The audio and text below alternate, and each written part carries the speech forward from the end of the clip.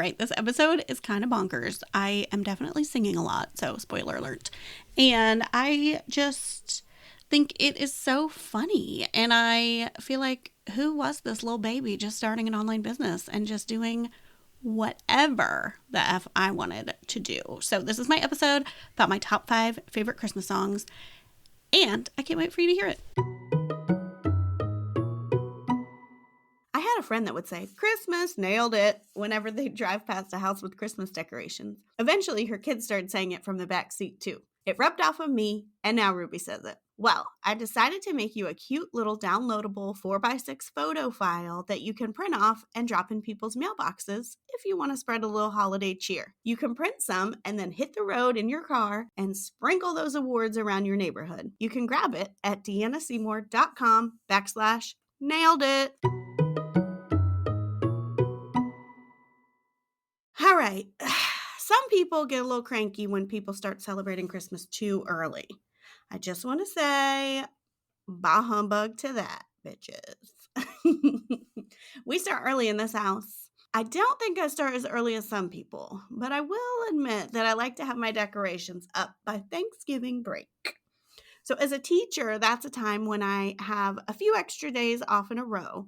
So to me, it just makes sense to already be ready to roll when that vacation break happens. I usually put up the trees the weekend before Thanksgiving and, put out all the little knickknacks.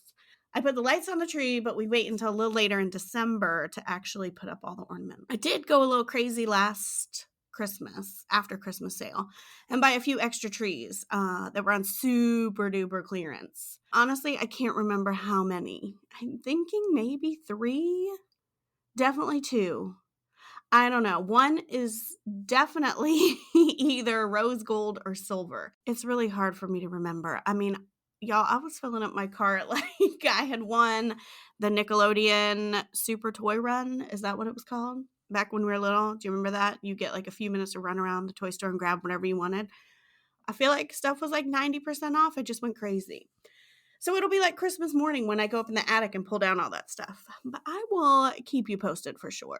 Anywho, today I want to talk about my top 5 favorite Christmas songs. This was a really hard list for me to make because, y'all, I love Christmas music. If you already know me, you're like, duh, that's a given. I mean, I don't want you coming at me telling me that I forgot something because I'm sure your top 5 list is awesome too.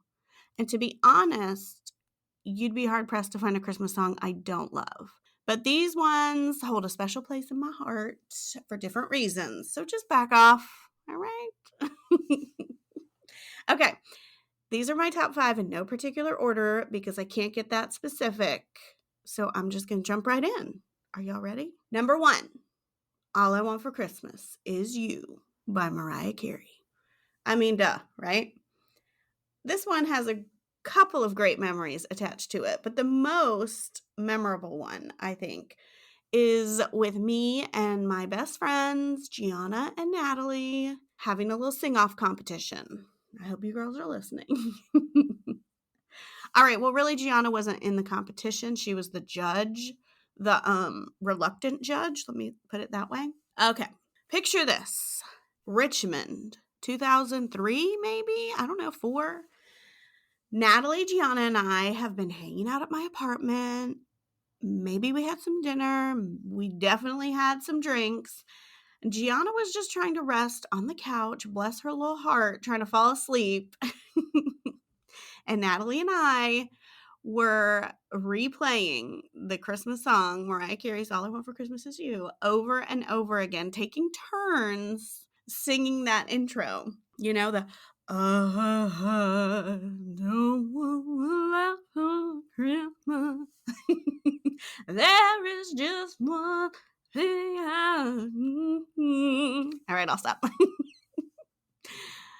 That's the intro, and we just kept singing it over and over again, making Gianna commit to a winner. I feel like she was very reluctant to commit to a winner because she knew whoever she didn't pick was going to have something to say about it. And I feel like maybe she ended up picking some winners back and forth. I feel like there was some arguing. I don't know. It was crazy. I think we scarred Gianna for life, and she probably hates that song. Like, I don't, maybe not probably, but most definitely hates that song. I mean, it was a good time. Natalie and I would do those competitions often. We would refer to them as American Idol contests, but it didn't make any sense to call it that because that's not how the show American Idol works. I mean, can you imagine if every contestant got up and sang the same song? Like, it would be ridiculous.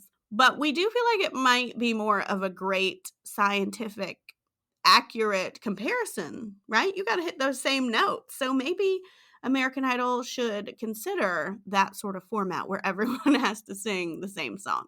Anyways, poor Gianna. I feel bad for her, but I still freaking love that song. It's a good one, y'all. It's classic. Oh, and a side note, Dolly Parton just came out with a new holiday album, Holly Dolly Christmas, where she sings that song with Jimmy Fallon. It's good, obviously. It's Dolly. I love anything Dolly does.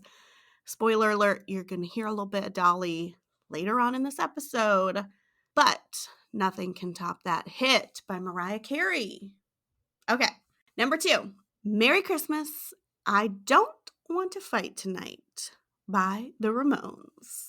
This is a good one because it can really just mix up that flow on your Christmas playlist. So a lot, everybody's like used to all the songs, they all know it, and then this one, boom, pops out of nowhere, and it's kind of one most people aren't familiar with, but it still has all the references you need for a catchy Christmas song. It's got the jingle bells, it mentions Rudolph, mentions Santa, you got all the hits in there in that fun Ramones sort of way. So it's also special to me because the first dance at my wedding was a Ramones song, and I don't know, I just like it. It's one of the first ones I think of to play when the season hits. So it made my list. Check it out if you haven't heard it yet. All right, number 3. Matt is not a fan of this one, but it's from my childhood, and I feel like when things are from your childhood, you just have a connection with them that other people will just never understand. So sorry, not sorry. Okay, number 3 is Thistlehair, the Christmas Bear by Alabama. That's right, y'all. We gone country on this one. So this is one, like I said, it just brings me right back to my childhood. I can just see that red cassette tape. Well, the cassette tape wasn't red, but the case, the paper that's lit in there. Just a plain red, Christmas red cover with big gold letters across the front, Alabama. I honestly don't really even remember much else off that album. I don't know how much we listened to it, but I was probably like 5 or 6 at the time. And man, I just thought Thistlehair the Christmas Bear sounded like such a cool guy. And I was always intrigued because he was just in that song. That's like the only place he existed at Christmas was in this song. So I never saw him. There was no books about Thistlehair, no Christmas TV specials. It was just the song and the way they described him. And it was just kind of a little bit of a mystery of like, I know how I'm picturing him, but I really wanted to see that Thistlehair, the Christmas Bear. And I never did. So maybe it was the intrigue that really made the song stick in my head. But it is a good one, I think. But it might also, fair warning, be really special to me. And if you checked it out, you might be like, Deanna, you're crazy. That thing is whack. But about 10 years ago, I made a mixed CD that I included with all my Christmas cards.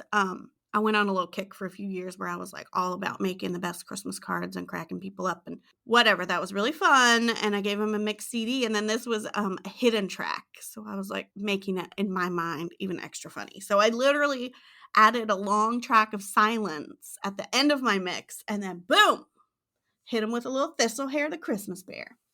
I just thought it was extra funny because it was random. I don't think a lot of people know this song, and it's just kind of funny. And it was a perfect little surprise at the end of that mix. So that's number 3, y'all. Number 4, this is the girl I promised you at the top. We're heading on in to number 4, talking about Once Upon a Christmas by Kenny Rogers and Dolly Parton. So I'm totally cheating here. Once Upon a Christmas is the name of the entire album.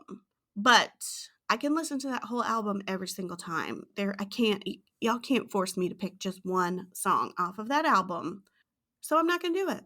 You can't do it. It's my podcast. I do what I want. And the whole album is probably only like 35 minutes. I mean, it's short. It's short. I mean, that's basically like one Pink Floyd song. So I think that I'm not really bright. You see how I bend the rules? You see how I bend the rules in life to fit what I want to do? Basically, the whole album is amazing. And if you don't know it, you should.